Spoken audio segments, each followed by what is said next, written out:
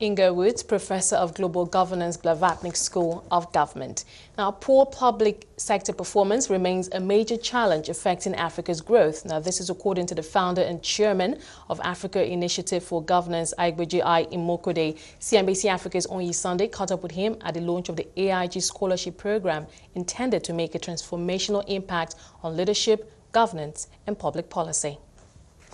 The greatest challenge that is facing African growth, African economic development, and so on, I think lies in public leadership and public governance.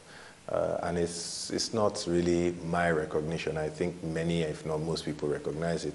McKinsey issued a global report on Africa recently, and they came up with a number of suggestions for what governments should do. But the most striking thing is that they said, look, listen, over and above everything, there is one overarching imperative, which is that the quality of public leadership and governance must be improved. What major obstacle have you identified in Nigeria's public sector, and how do you hope this program will address it? The first thing I think is the talent, the talent pool. Look, I've worked in the private sector.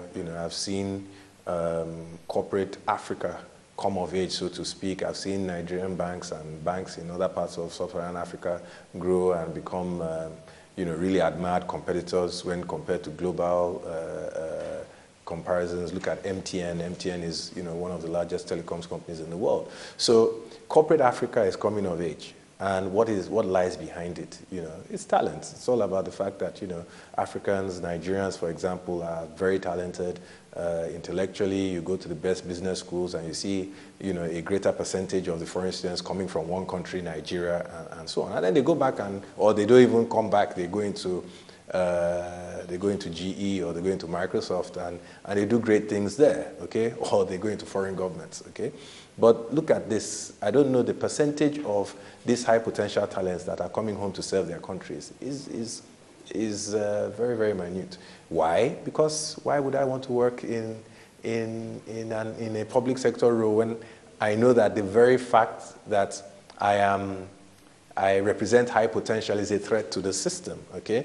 And then beyond that, by the way, that's not different from the private sector, but private sector organizations have leadership that understands that the only way to excel is to get this talent. So you have to do what you have to do, okay, to encourage them, and make them stay. You understand? And that's what differentiates a great company from the average, or even, if you like, the mediocre companies.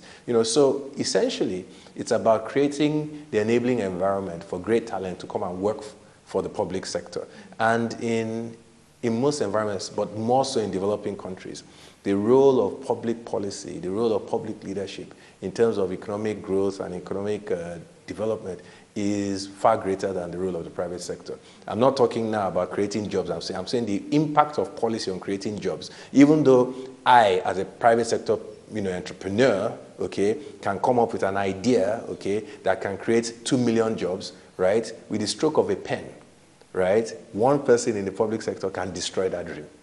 Do you understand my point? So that's where the power really is, in terms of changing a nation. Having understood the problems in Nigeria's public sector, what difference do you think the few people who undertake the scholarship program make in Nigeria's public space? I think the first thing is this, and I love to, allude to Singapore. This is not a short-term effort. This is a long-term thing. Okay? And, I think we will begin to see the benefits after 10 years. It will take us 10 years to create a critical mass. We are starting with 5 a year, and we're starting with, Blavatnik School in Oxford, okay? This is a scalable intervention, and I see others coming on board, and I actually see us even, funding with increased amounts, okay? And so, if you think about the Nigerian civil service, I'm talking ministries, parastatals, and we have 200, 250, right? And, MBA from Harvard type people in government at the same time. That is a critical mass. And that type of cohort, that type of grouping right, can make a sustained difference. Now, speaking with former President Olusegun Obasanjo, he identified corruption as a major bane in Nigeria's public sector. How will this program address this age-old problem? Okay, look, any smart person who feels, oh, I can change the world, either public or private sector, right, goes into a public sector that is labeled as corrupt. And you should be thinking two things. One is this, right? I'm going into an environment where if I am not corrupt, okay, I'm going to be the odd man out. I'm going to be the enemy of the system, right? Okay. And therefore, I'll be attacked, you know, I won't have friends, etc., correct? Okay.